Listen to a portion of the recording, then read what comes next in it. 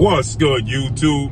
It's your boy, Blue Blood Sports TV, back at y'all with another one. So everybody keeps sending me this and asking me what I think about it. And it's just too many people. I wasn't going to do a video about it, but it's just too many people to address with text messages or inboxes.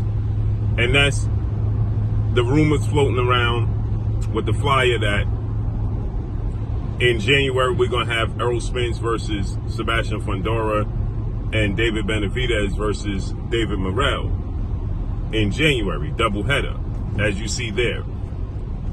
And this is simply not true, people. It's simply not true. Sebastian Fundora is in negotiations to fight Terrence Crawford. And David Benavidez is in negotiations and scheduling a showdown with Jesse Hart. And David Morrell is going to fight in December, I believe, in Minnesota, right? On a separate card. So, therefore, David Morrell is not fighting David Benavidez. And Errol Spence is not fighting Sebastian Fundora, people. This would be a great card, right? And it seems like the PBC, Premier Boxing Champion, founder and advisor Al Heyman, are looking to stack cards to minimize the amount of cards that he has and has to schedule, which is I don't get it, but I do get it if you have a limited budget, so you're trying to stack the card to maximize on the amount of attention that you get from said card. Example, they're saying that Tank Davis is going to fight. Tank Davis is going to fight against Lamont Roach, headline. David Benavidez versus Jesse Hart, the co-main event. Then you're going to have, according to reports, Jamal Charlo, and Brandon Figueroa on the undercard, right? So, with that said, you stack the card, you maximize on the amount of attention and attraction said card delivers, and then you get the best out of it, right? You get, you draw all that attention. You are attempting as best as possible to be able to get as much revenue, ROI, return on investment, as possible, right? Because you bringing in multiple fan bases on one night and drawing a large crowd instead of depending upon one fighter. What I mean by that is this. Don't have a card with just Gervonta Tank Davis and Lamont Roach. That ain't gonna sell. Now they tell you that Gervonta Tank Davis is a cash cow and he's a superstar and one of the faces of the sport of boxing, but they continue to put a safety net underneath him and put these stacked cards on underneath him, right?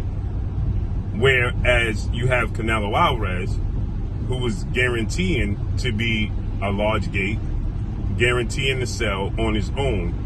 And you have Canelo Alvarez, then you had Danny Jacobs versus Errol Lara, right? But those are like, no disrespect, but they're like throwaway fights. Right, they're names, recognizable names. They was once superstars and very, very relevant, but they're no longer that anymore. They don't represent that anymore. But they're good names, to keep you busy, keep you engaged. And so you'll watch Lara versus Danny Jacobs. Then they have Rolly on the card. They had Caleb Plant versus McCumbee. Those are not, they're not big money fights. Whereas Rolly headlining his card, he ain't that guy. Caleb Plant right now, since the Canelo Alvarez fight, headlining the card, he's not going to do it. He's not the guy right now. Danny Garcia versus Lara headlining their own card, ain't going to sell. Now, Jamal Charlo still can headline his card, right? He's still very relevant. Jamal Charlo, his situation is that he's just been absent, right? After the Canelo Alvarez loss. But you put Jamel Charlo versus Tim Tszyu, he can headline his card. Brandon Figueroa, he's like in limbo right now. But once upon a time, he can headline a card like he did with Cool Boy Steve Fulton. You understand what I'm saying? So you can put them on the undercard, and it's going to bolster the card.